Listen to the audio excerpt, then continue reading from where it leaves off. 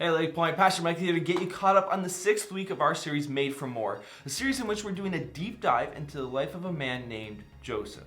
Joseph overcame a lot of adversity early in life and grew to a position of influence and authority, resulting in him being able to save the lives of thousands, if not millions of people. However, in order to do so, there are a number of character tests he had to pass along the way. And we believe, like Joseph, that you were made for more, and that if you too pass the character test that God puts in front of you, your life can have a greater influence and a lasting impact. And this week, Pastor Roy walked us through the power test. We pick up the story with Joseph stuck in prison. More specifically, stuck in prison for over 2 years. However, one night, Pharaoh, the most powerful man in Egypt, has 2 dreams. Dreams so detailed that he knows they're significant and not just the pizza he had eaten the day before. So Pharaoh has his wise men and sorcerers try to discern the dreams for him, only they can't. However, standing by his side is the cupbearer, the very man who 2 years prior found himself in Pharaoh's prison experiencing a dream that a 30-year-old Hebrew boy was able to decipher. And so he finally speaks up and tells Pharaoh about what Joseph had done for him. Naturally, the Pharaoh sends for Joseph, and much like his previous success, Joseph is able to interpret the dreams. He hears about how Pharaoh dreamed about fat cows and skinny cows and healthy grain and scrawny grain, and Joseph tells Pharaoh that both of his dreams mean the same thing. He explains that it's a warning from God that Egypt was about to experience 7 years of prosperity followed by 7 years of famine. Now, as Roy pointed out, that's all Joseph was asked to do. However, he takes a step further. He takes a risk. He decides to tell the most powerful man in the world what to do. Joseph says, Therefore, Pharaoh should find an intelligent and wise man and put him in charge of the entire land of Egypt. And then Pharaoh should appoint supervisors over the land and let them collect 1/5 of all the crops during the 7 good years. He says, have them gather all the food produced in the good years that are just ahead and bring it to Pharaoh's storehouses, store it away and guard it there so that there will be food in the cities. That way there will be enough to eat when the 7 years of famine come to the land of Egypt. Otherwise, this famine will destroy the land. It's pretty gutsy advice. And it's not like Joseph is actively vying for the job, because think about it, he knows it's next to impossible for Pharaoh to choose him. He's not an Egyptian, he's a slave who was convicted of a crime and just recently was sitting in a prison cell. However, God did what only he could do.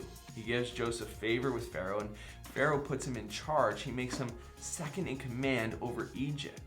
He declared, I am Pharaoh, but no one will lift a hand or foot in the entire land of Egypt without your approval. That's a lot of power. And that's a pretty big change of fortunes, which means it's time for Joseph to face the power test. And the question is, will success and power change his character? Will he use his newfound power to serve himself or to serve his God? Will he use his newfound power selfishly or selflessly? Well, spoiler alert, Joseph passes the power test. And here's how, just in case you're ever facing one of your own. First, Joseph recognized God's hand on his life. Joseph recognized in the moment that this newfound success, his new position, the power he now possesses is because of the hand of God on his life.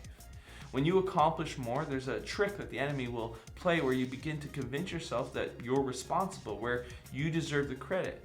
It would be easy for Joseph to change the story. It'd be easy for him to believe that he survived the pit, that he was this great manager of Potiphar's household, that he endured the prison sentence, that he's a gifted dream interpreter, that he has proven himself, and that he is an incredible leader. But Joseph doesn't do this. He recognizes that God's been there all along and led him from the pit to the palace.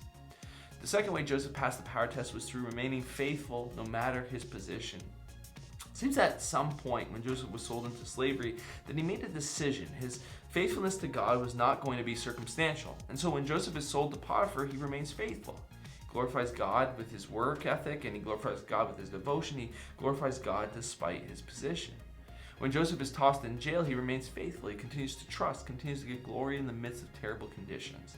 And when Joseph is elevated in power to be in charge over all of Egypt, the position he is given changes, but the position of his heart stays the same.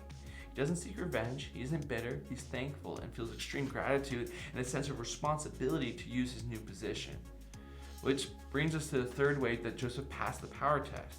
As Roy shared, Joseph uses his power to bless others. Now, here's the truth. Joseph could have used his newfound power any way he wanted.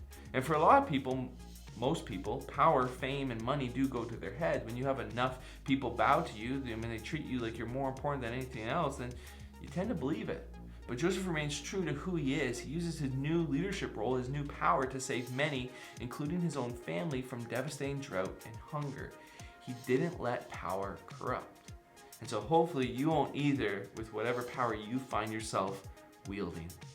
Well, friends, thanks for listening. Enjoy jumping into discussion questions. I'll see you next time. And remember, you were made for more.